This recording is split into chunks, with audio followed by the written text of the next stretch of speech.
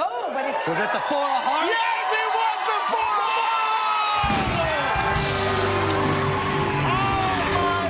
Hearts! Magician Neil Patrick Harris went on The Late Late Show with James Corden and amazed the world with a seemingly impossible card trick. This is a performance and tutorial of that trick. The magician showed that all the cards in the deck were different.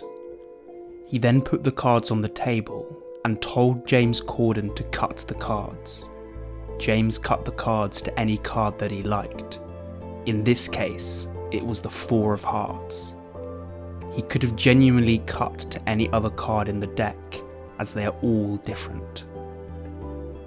The magician then said he was going to guess what card that James had picked. He said that it was not a black card. He then pointed to his wrist and started to rub it slowly. On his wrist, there was a single prediction.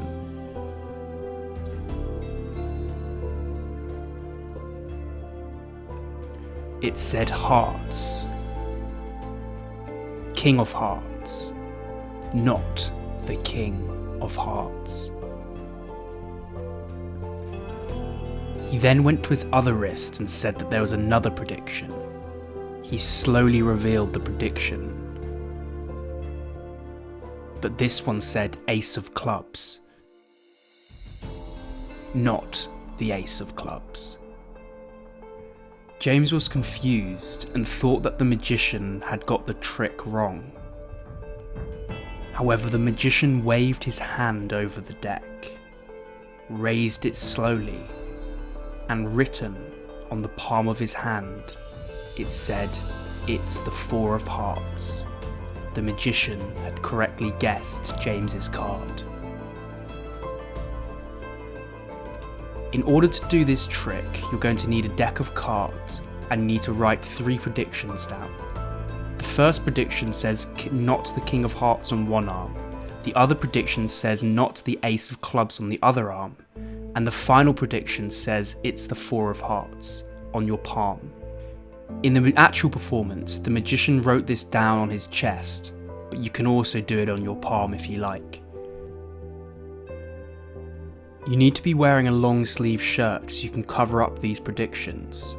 Ideally, you want to be wearing a jumper so you don't have to undo cufflinks on your shirt. Spread out the cards and show that they're all different. We need to gimmick one card. In this case, we're going to use the Four of Hearts, as that was what was used in the performance. What we're going to do is known as a card crimp. Place the card face up in both your hands.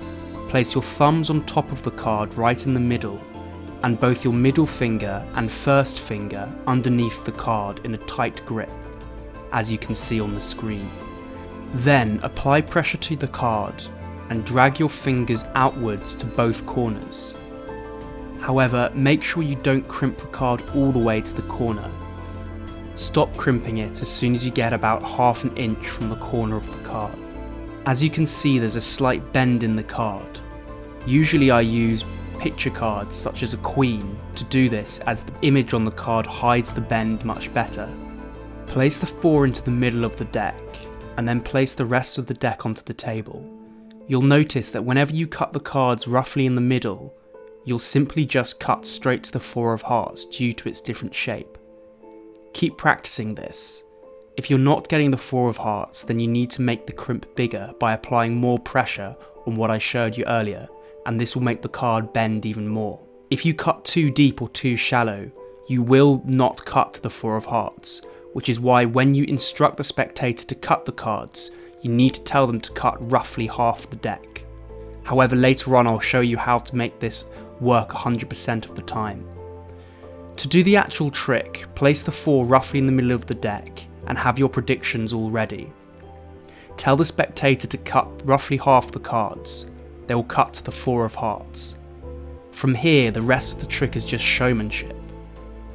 Pretend to take the card and throw it onto your wrist, as you can see here. Reveal that it's not the King of Hearts, then reveal that it's not the Ace of Clubs, and then place your hand on top of the deck and reveal that all along you knew it was going to be the Four of Hearts.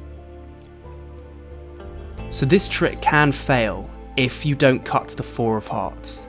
The first thing to do to make sure you always cut the 4 of hearts is get a pen and make some little black dots on the back of the card. This means that when the spectator cuts the cards, you can see by just looking at the back of it if they have or haven't cut the 4 of hearts. They will never notice these dots as they're so small and they're not looking for them. If the spectator has cut the 4 of hearts, then you continue with the trick, but if you don't see the little black dots, then what you can do is tell the spectator to cut the cards again in order to make sure that it's completely random. On the second time or third time, it's far more likely that they're actually going to cut the 4 of hearts. Another thing you can do is get a whole stack of 4 of hearts and place them around the centre of the deck. This means that even if the spectator doesn't cut directly to your 4 of hearts, they're very likely to cut to 1 anyway. When you spread out the cards at the very beginning of the trick, make sure you show them very briefly, and it's very unlikely that the spectators will ever notice the stack of cards in the middle which all say 4 of hearts. When performing the trick, you want to make sure that your jumper or shirt fully covers the writing on your arm, as you don't want to flash it when doing the trick. As mentioned earlier, you can also write the final prediction on your chest, as was done in the original performance. In this section of the video, I'm going to teach you how to make this trick even more powerful. Essentially, all this card trick is forcing a card on someone and then revealing it in a very fancy way. There are many other ways you can reveal the prediction, such as pretending to slam the card through the table, as you can see here. In order to do a trick like this, simply place another 4 of hearts on the table before the trick even begins, then place the cards on top of the table and slam down. There's a very simple principle here, which is the actual trick itself is very simple, but the way in which you reveal the trick is what actually makes it powerful and magical. For example, you can also put a duplicate 4 of hearts in your wallet, and then allow the spectator to choose any card. In this case, it's the 4 of hearts.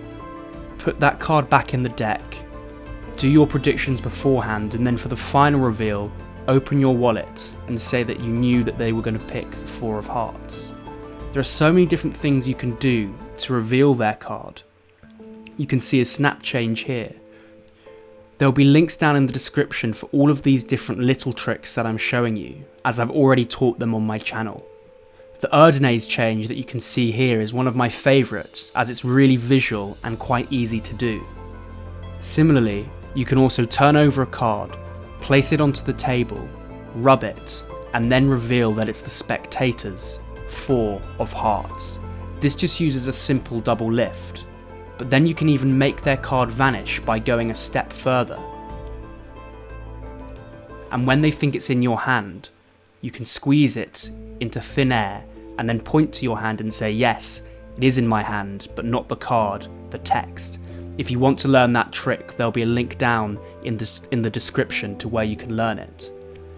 I'm just throwing some different ideas at you on the screen of different ways you can reveal their card. This one is one of my favourites. You can place a duplicate under a card box that's been on the table the entire time, and then reveal that the 4 of hearts is their card and it's under the box. This one you can pretend to take the card and vanish it, and then do exactly the same thing, but this time their card is inside the box.